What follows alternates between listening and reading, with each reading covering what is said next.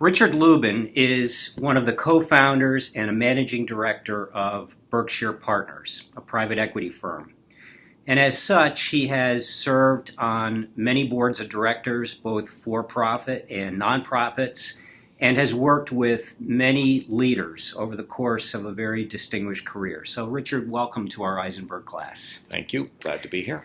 So I want to begin to get your reaction to our boutique investment banking firm that has progressive leadership and has a difficult decision to make with respect to an analyst who is blind and has a disability. And they need to tighten their belt, and you have been asked, as a member of the firm's executive committee, to advise on how the firm should think about making what is for it is a very difficult decision.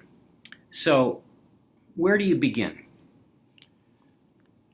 I think the first thing that I would, as a member of the executive committee, presumably I was present at the creation, but I'd want to recollect, or to the extent I wasn't involved at the outset, find out what the thinking was when this person was hired by the firm, what the expectations were of the person. Person with a disability obviously has different questions or issues or factors than someone who would not be with a disability. So understanding that, understanding the nature of the position in terms of what the career path or not of the position is or was, are some of the first things that I'd want to understand so that I could react properly to the present set of circumstances, which sound like they're different than when the decision was made initially.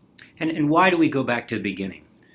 Well, I think that there's going to be a decision, apparently a difficult decision to be made with respect to how this firm deals with its present circumstances. And in the case of a personnel decision, I think fairness, among other things, dictates that understanding what the expectations were when a person were hired, whether or not the person had a disability or not, is, I think, a key element in the decision-making as to what should happen. If in fact what has to happen at this firm is that there has to be some sort of shrinkage of the staff, of the size of the staff, then a tough decision is going to have to be made one way or another with respect to who is cut from the staff. And in doing that, the initial understanding as to what was expected from the various people who are, I guess, in the population that might be involved in a cutback is, to me, a critical element in what will ultimately become a fairness question for the firm. And to what extent is the firm's reputation for being progressive, how does that come into play? Well, having a starting point is just that, a starting point in making a decision like this. I think then you start to get into the factors which have to be considered when you may be dealing with a potential candidate for this cutback that is disabled and a candidate or candidates that are not. And clearly there are differences in how you and how you might be perceived in your company's activities when you cut back some person with a disability. And so I think that, again, it partly anyway gets back to the question of what were you thinking when you made the hire? What were you expecting that person to do, and what were the criteria by which you were measuring him or her? And we can get more into what I'm talking about there as you want. So to what extent are you thinking about the ramifications of this decision on your employee base? Well, there's a bunch of different constituencies here, stakeholders here that have to be considered, and the employee base or the other employees is one of them. The investors in the company, including the management or partner investors, as well as potentially institutional outside investors that might exist, whether they be limited partners, shareholders, whatever.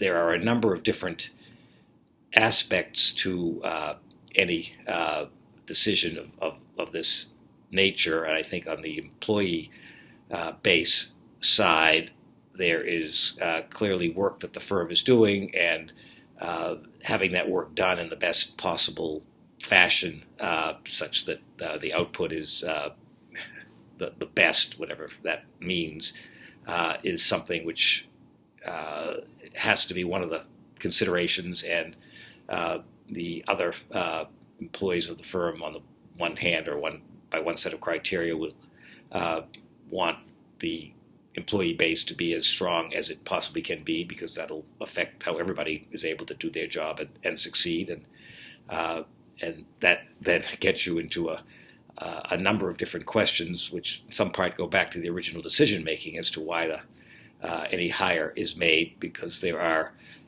a lot of different elements to what makes an organization successful. It's not purely the combined IQ of the individuals. There's a lot of benefits of cognitive diversity, which may not be as easily objectively defined, but there are a number of different considerations, and I think how you deal with this kind of employee reduction is impacted by a number of those. So you've got your own firm, Berkshire Partners. It's not an investment banking firm. It's a private equity investment firm, but there are certainly some similarities. The people going up and down the elevator today are critical assets to you.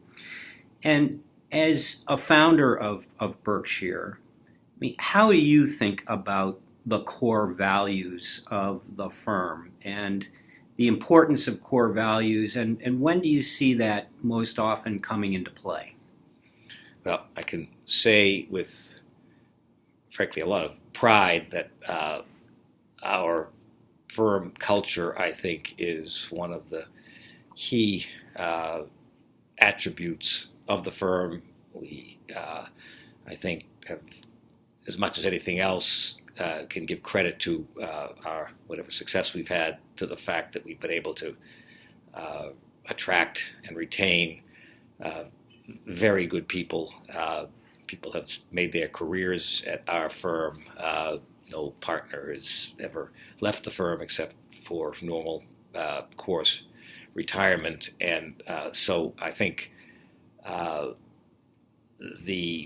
it's all about the people, and that gets into a number of things, including how you hire them and how you treat them when they're part of the firm. A decision like this would be one that would be at the, I guess, highest level of importance as relative to anything else that we would do at Berkshire Partners. Are the employment-related decisions, whether they be who becomes a partner, who gets promoted, who gets hired, of course, but then who gets promoted to principal, which is the step before becoming a partner, and even pre-MBA, which are not career track positions at Berkshire, but 2-year positions, who we hire to do that is, and how we treat those people within our organization are all, I think, probably the most important things that we do, and have been the most pivotal and critical with respect to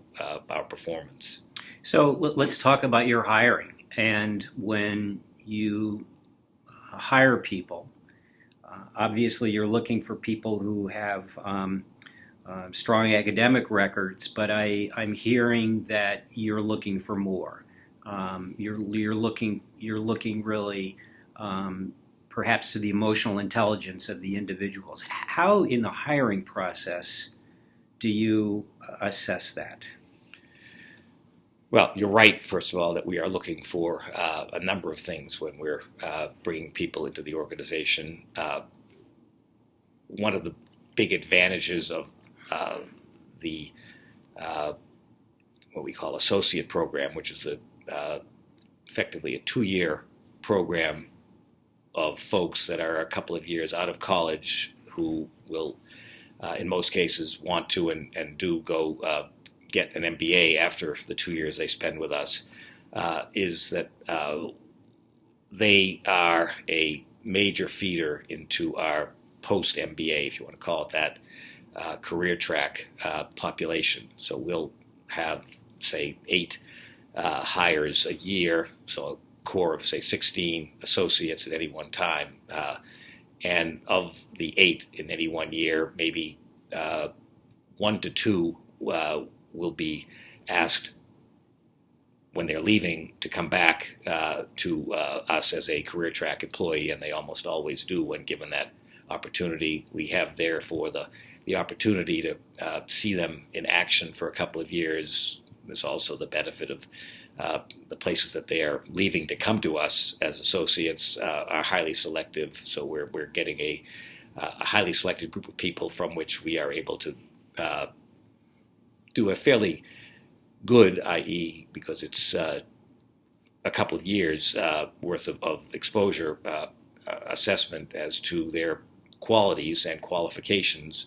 In almost all cases, the intellect is there, so it becomes, there are a number of other elements that come into play, and our firm, like any other, is going to be appealing to certain people and probably less appealing to other people. Our culture is a very much of a teamwork-related culture. It's not the place you want to go if your prime objective is, I don't know, first-person pronouns and getting your own, I guess, attention. It's an organization where we've succeeded because people have been more inclined to work together, and we hope, I think it's a relatively non-political atmosphere, and that's something which appeals to a lot of people, but not to everyone. And we have a diverse group of people in a number of ways. We certainly want them to be diverse in the way they think about making investments and dealing with investments, and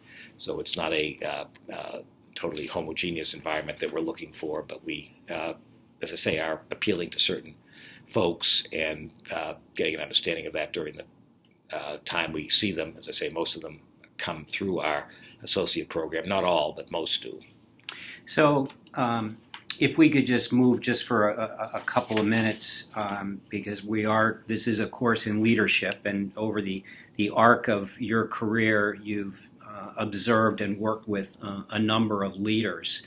And I wonder whether you are seeing changes in the responsibility of leadership as the world has perhaps become more complex. We have continuous pressures on organizations from external factors, and it could be environmental issues. It could be the speed at which their business is operating. It may involve the fact that the company has gone global, whatever it might be. But we are in a fast-paced world, and I wonder whether you've observed changes in the decision-making process for the leaders of the organizations that you've worked with over time. Well, I guess first I'll say that there are fundamental elements which haven't changed. I think that some of the cultural things that I spoke about, I think have been in the past and are no less critically important for an organization to be successful. I think a general sense of fairness, obviously, the ethical standards that someone has to adhere to. Those are constants in my mind as to what underlies a successful organization.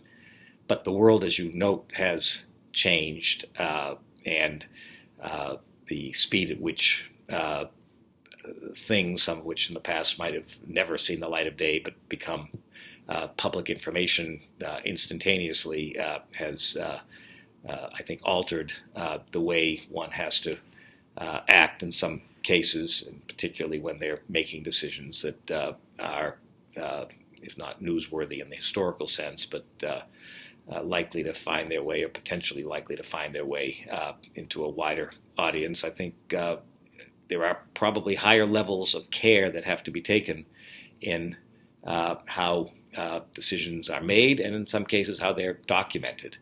And I think that in, for example, the case of the example you've used, the disabled employee who might be subject to layoff, I think that if it were determined, and this gets back to some of my earlier comments, that for reasons relating to what the expectations were when the person was hired versus what the performance has been, would lead us or the organization to decide that our best course is to, or our fairest course is to have that person be subject to the layoff in question. I think we would make sure that that we had talked to all the necessary people about how to do that most fairly and appropriately, given rules, laws, and as well as our own internal standards. And we would, and this we would do with anybody in this situation, we would work very hard to make sure that as best we could, that the landing was as soft as possible for that person in terms of how we enabled the layoff to take place. Good. All right. Well, on that note, thank you very much, Richard. I appreciate your insights, and I know my students appreciate it. So thank you.